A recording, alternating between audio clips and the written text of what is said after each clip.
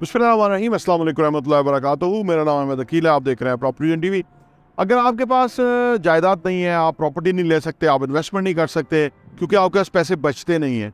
ये बहुत सारे लोगों का प्रॉब्लम है। ये नहीं कि वो कमाते नहीं है, वो कमाते हैं, लेकिन उसको प्लान नहीं कर सकते, किसी जगह इन्वेस्ट नहीं कर सकते। होता क्या है, ये कौन से ऐसे हैक्स हैं कि जिसकी वजह से उनका पैसा चैनलाइज नहीं होता, सही जगह इन्वेस्ट नहीं होता और वो अपना पैसा खो देते हैं। आइए इस पर बात करते हैं।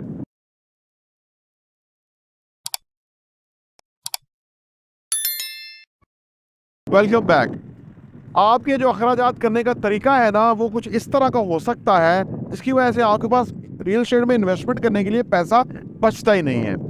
जैसे कि लोग इन्वेस्ट करते हैं सोशल वैलिडिटी के लिए, यानी सोशली अच्छा दिखने के लिए, दूसरों पे सोशली इम्पैक्ट क्रिएट करने के लिए खर्चा करना। देखिए, एक बात याद रखिए, आमतौर पे कहा जाता है जब हम 20 साल के आसपास होते हैं तो हम सोचते हैं हर बंदा हमें देख रहा है या हमारे नोटिस कर रहा है। जब हम 30-35 साल के होते हैं, तब तक शादी हो चुकी होती है, तो हमें ये रियलाइज होता है कि कुछ लोग हैं जो हमें देखते हैं और हमारे बारे में नोटिस करते हैं, हमने क्या पहना, हमें कैसे हैं, बाकी सारे नहीं करते। 40 के बाद या 50 के आसपास आपको अंदाज़ा हो जाता है कि किसी को आप कैसा दिखते हैं, कैसा लगते हैं, इससे कोई फ़र्क ख़ास नहीं पड़ता और ना ही वो इसका कोई नोटिस करते हैं। तो इंसान को बड़ा लेट समझ आती है। इसीलिए लोग जो है ना, ज़िंदगी भर इब्तदाई उम्र में अपना पैसा ऐसे गलत चीज़ों के अंदर इन्वेस्ट करते रहते हैं, खर्च करते रहते हैं। वो खर्चा होता जाता है, उनका पैसा बचता नहीं है, वो पैसा रियल एस्टेट में कन्वर्ट नहीं होता और 10-20 साल के बाद वो ब्रोक होते हैं, उनके पास पैसा नहीं होता। लेकिन जो लोग रियल एस्टेट में इन्वेस्ट कर लेते हैं, 10-20 साल के बाद वो करोड़ों रुपए के एहसासों के मालिक होते हैं और लोग फिर मुँह उठा के उनको देख रहे होते हैं कि ये हुआ क्या। इसलिए हुआ कि उस वक्त आप उन चीज़ों में खर्चे कर रहे थे कि लोगों को दिखाने के लिए कि सोशली आपको लोग बड़ा अप्रिशिएट प्रेस करेंगे कि आप बहुत अच्छे हैं। कोई फ़र्क नहीं पड़ता, ये सारा पैसा आपका गलत तरह से खर्च हो जाता है और आप पैसे बचा नहीं सकते। नंबर 2, ऐसा होता है कि कुछ लोग क्रेडिट कार्ड जो है ना वो यूज़ करते हैं। क्रेडिट कार्ड के ऊपर ना अगर 30 दिन के तक पेमेंट कर दें या कुछ 35-40 दिन का पेमेंट कर दें तो कोई इंटरेस्ट नहीं होता, लेकिन अगर ना कर सके तो 30% तक उसके ऊपर सूद होता है।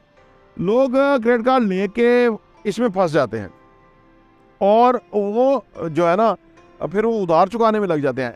क्रेडिट कार्ड दरअसल हमारी जेब में एक कार्ड होता है जो कि किसी का पैसा होता है, लेकिन हम खर्चा करके अपना पैसा समझ के कर रहे होते हैं। होना चाहिए हमें डेबिट कार्ड इस्तेमाल करना चाहिए ताकि हमारा जितना पैसा है वही खर्च हो, उसके बाद हमें पता हो हमारे पैसे नहीं है। लेकिन क्रेडिट कार्ड का ये मसला है कि वो खर्च हो जाते हैं पैसे और आप जमा नहीं करा पाते और आपके ऊपर इंटरेस्ट लग जाता है, सूद लग जाता है और वो उससे लोग के पास पैसा बचता नहीं है क्योंकि वो उसी में ही फिर पैसा जाना शुरू हो जाता है और उस वजह से उनके लिए प्रॉब्लम हो जाता है। फिर नंबर 3 ये है कि लोग इम्पल्स बाइंग करते हैं। इम्पल्स बाइंग जो है वो बुनियादी तौर पे बगैर सोचे समझे चीज़ें खरीदना है, यानी जो भी समझ आए चीज़ खरीद लिए। बाहर आप निकले, आप गए हैं मार्केट में और आपको लगा कि ये सेल है, बाय 1 गेट 1 फ्री है, ये 50% 80% सेल है। आपका मूड नहीं था लेने का, लेकिन आपने सोचा कि यार ले लेते हैं, ये भी चीज़ अच्छी है, ये भी ले लेते हैं। एज लॉन्ग कि आपकी जेब में पैसे हैं, आप चीज़ें लेते जाते हैं। जब आप इस तरह की शॉपिंग खरीदारी करते हैं तो आपका पैसा नहीं बचता, इन्वेस्टमेंट में आपका पैसा नहीं लगता। क्योंकि इन्वेस्टमेंट के लिए ना बड़ी अहम टिप है, वो ये है कि जो लोग पैसा इन्वेस्ट कर पाते हैं ना, वो जो कमाते हैं उसमें पहले इन्वेस्ट करते हैं, जो बच जाता है वो खर्च करते हैं। आम आदमी जो है वो पहले खर्च करते हैं, जो बच जाता है वो इन्वेस्ट करने की कोशिश करते हैं, वो बचता ही नहीं है। तो लिहाजा अगर आप इस तरह की ख़रीदारी करते हैं और बगैर सोचे समझे चीज़ें ले लेते हैं और आप फिर अपनी जो ये इम्पल्स बाइंग है इसको आप यहाँ तक पहुँच जाते हैं, आप कहते हैं यार मुझसे कंट्रोल नहीं होता, तो फिर इसका मतलब है कि आप अपने हाथों से अपना मुस्तकबिल ख़राब कर रहे हैं और आपके पास पैसा नहीं बचेगा और उसके बाद जब के खर्च करने का टाइम होगा आपके पास पैसा नहीं होगा और आप ब्रोक होंगे और आप पुअर होंगे क्योंकि आपने अभी अपने ऊपर वो सेल्फ कंट्रोल हासिल नहीं किया चीज़ें खरीदते हुए। फिर नंबर 5 ये है कि आप जब भी खरीदारी करें एक बाइंग लिस्ट बनाएं, बैठ के प्लान करें, जो चीज़ चाहिए वही लें और आप आ जाएं वापस। इधर उधर ना देखें कि ये ऑफ़र है वो ऑफ़र है, नहीं, आप वो जो आपकी नीड है वही चीज़ें खरीदें, ठीक है ना। तो इससे क्या होता है कि आपके पास फिर एक पैसा बच जाता है, या फिर आप पहले जो मैंने अर्ज़ किया कि पहले आप इन्वेस्ट कर लें, वो जो पैसा बच जाए उसको फिर प्लान करें कि भाई हमें ये चीज़ें ख़रीदनी है और ये चीज़ें हम नेक्स्ट मंथ में ख़रीदेंगे क्योंकि अभी हमारे पास बजट नहीं है इसको ख़रीदने का। दरअसल जो फाइनेंशियल मामलात है ना, उसके अंदर अखराजात को कंट्रोल करना और आमदनी को बढ़ाना ये बिगेस्ट चैलेंज है। लोग आमदनी भी बढ़ा लेते हैं लेकिन अखराजात नहीं कंट्रोल कर पाते। हालांकि अखराजात कंट्रोल करना निस्बतन आसान है अगर आप रेगुलरली इसके ऊपर एम्फसाइज करें।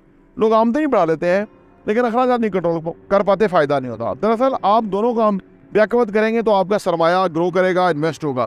यानी एक तरफ अखराजात को कम रखें, आमदनी को बढ़ाएं, तो वो जो गैप क्रिएट होगा वो एक बहुत बड़ी अमाउंट होगी, एक हैंडसम अमाउंट होगी कि जो आपकी इन्वेस्टमेंट में जाएगी। तो फिर इन्वेस्टमेंट का क्या फ़ायदा होता है? इन्वेस्टमेंट आप सो जाते हैं तो इन्वेस्टमेंट काम करती रहती है, आप काम नहीं करते इन्वेस्टमेंट काम करती रहती है। आपको कमा के, आपकी इन्वेस्टमेंट आपको कमा के पैसा आपकी जेब में डालती है और खर्चे जो हैं वो आपकी जेब से पैसा निकाल रहे होते हैं। तो ये बड़ी समझने की ज़रूरत है। ये चंद बुनियादी तजावीज़ हैं कि अगर आप इन पे देखें, गौर करें, तो आपकी इन्वेस्टमेंट क्रिएट हो जाएगी, आप इन्वेस्टमेंट कर सकेंगे और ज़िंदगी में अमीर होंगे। प्रॉपर्टी टीवी देखने का बहुत बहुत शुक्रिया।